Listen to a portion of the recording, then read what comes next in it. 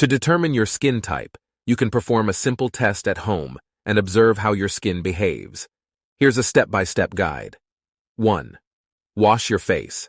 Start with a gentle cleanser to remove any dirt, oil, or makeup from your skin. Pat your face dry with a clean towel. 2. Wait for an hour. Allow your skin to rest and return to its natural state without applying any skincare products during this time. 3. Observe your skin's behavior. After an hour, observe how your skin looks and feels. Pay attention to the following characteristics. Oily skin.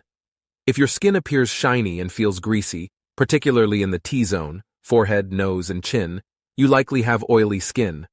Oily skin is prone to blemishes and has larger pores. Dry skin. If your skin feels tight, looks dull, and shows signs of flakiness or rough patches, you likely have dry skin.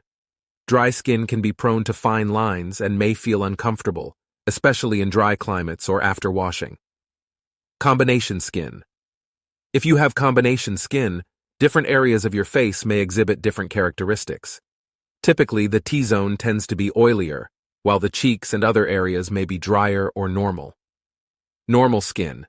If your skin appears balanced, neither excessively oily nor overly dry, and feels comfortable and smooth, you likely have normal skin. Normal skin typically has a healthy complexion with small pores and minimal blemishes. Sensitive skin. If your skin frequently reacts to products, experiences redness, irritation, or itching, you may have sensitive skin. Sensitive skin can be any combination of oily, dry, or normal. 4. Consider other factors. It's important to note that skin types can change over time and can be influenced by factors such as weather, hormonal changes, diet, and skincare products.